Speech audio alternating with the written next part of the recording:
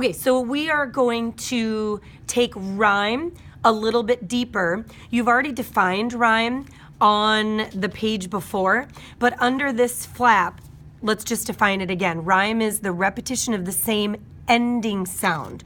So we're really focusing with rhyme on the sound at the end of a word. We're not really worried about the middle. That's something else. We're just worried about the end. And in order for something to rhyme, it has to be in two or more words. So it has to be, may and day, and then maybe a little further, say. You keep seeing it in two or more words. So there are 4 types of rhyme. So we're going to break rhyme down into its 4 types. There's partial, and the word partial means incomplete or not full. Internal, the word internal means inside. Complete, for obvious reasons, it's full, it's done. And end. So we're going to talk about those 4. So we're going to start with partial, and you're going to do 2 things. We're going to write the definition here. I believe you've already done that. And then on this flap, we're going to glue an example of this type of rhyme. So we're going to start with partial. Partial is words whose final consonant sounds, here's your key word, almost rhymes. So it's not a perfect rhyme, but when your ear hears it, you're like, well, that sort of rhyme, it kind of rhymes. That's partial rhyme. For example, when you hear these words, we have the word cloud. These words partially rhyme. Round, brown, shout, plow. They are partial rhymes. They don't quite rhyme, but they're not exactly different either. Sometimes poets will throw in a rhyme that you're like, oh, it almost rhymes, but not quite. That's partial rhyme. So it's not a perfect rhyme, but it's close. It sounds similar. So that's partial rhyme. Then I'm going to go down to the bottom here to complete, because basically partial and complete are very similar. Complete is when those final syllables have the exact same rhyme. Get my pencil to work here. The exact same sound. So we have cloud, here's our ending sound, and we have the exact same ending sound. Shroud, crowd, proud, loud. These are exact or complete. They sound exactly the same.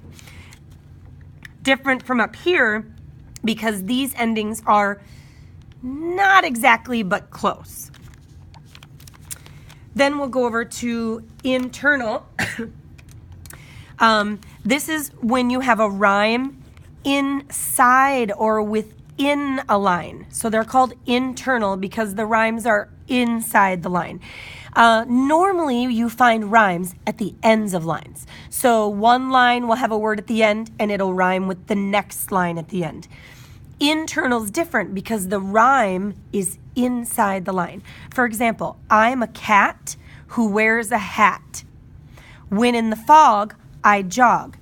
These two, hat and jog, do not rhyme, so it's not end rhyme.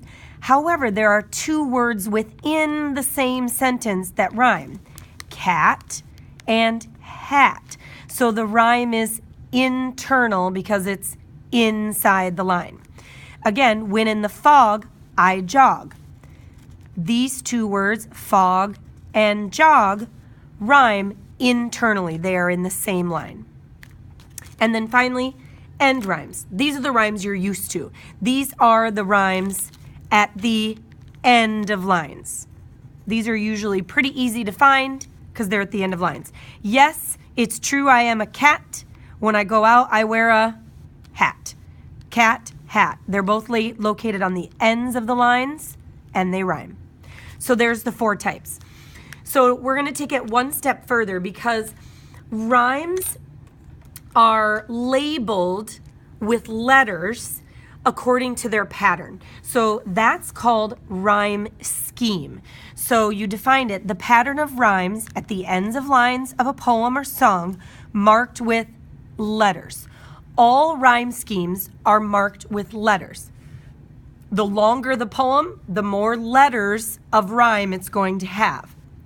We're going to start really easy, but each time you have a new rhyme, you have to have a new letter.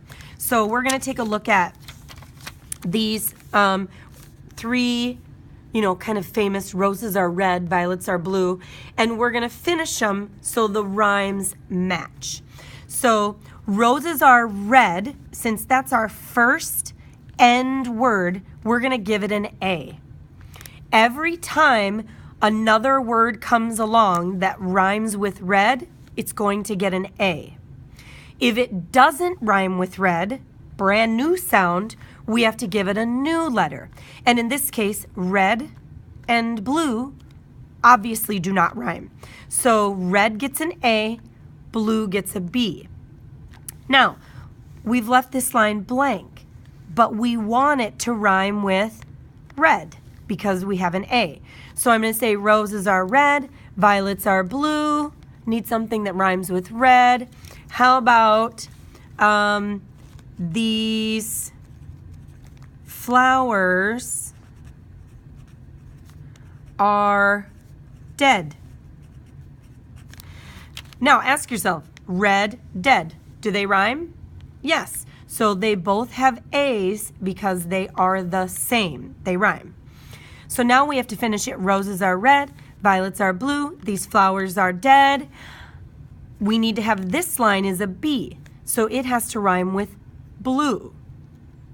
So what do we say? Roses are red, violets are blue, these flowers are dead. We'll be really morbid. And so are you. It's pretty dark and twisted, but it works. Roses are red, A. That's an A. Violets are blue. These flowers are dead. Since red and dead rhyme, they both get A's. And so are you. Blue, you gets a B. So the rhyme scheme is A, B, A, B. That's how it works. So let's try another one. This time we want a rhyme scheme of A, B, A, C, which means this line cannot rhyme with red or blue. It has to be a brand new line. So we can be similar. The roses are red, A, violets are blue. We can take this same line. These flowers are dead because we need a word that rhymes with red.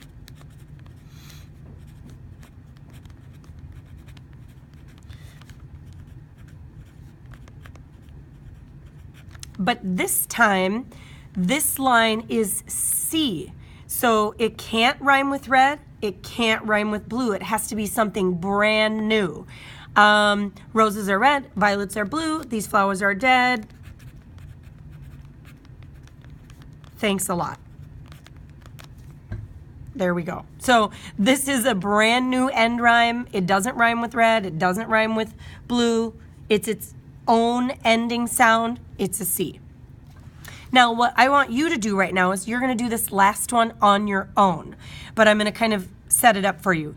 Roses are red, violets are blue. This line right here, C, cannot rhyme with A or B. It can't be red or blue rhyming. But this line has to rhyme with blue because it's a B. Because you want the rhyme scheme to be A, B, C, B. So go ahead and do this one on your own.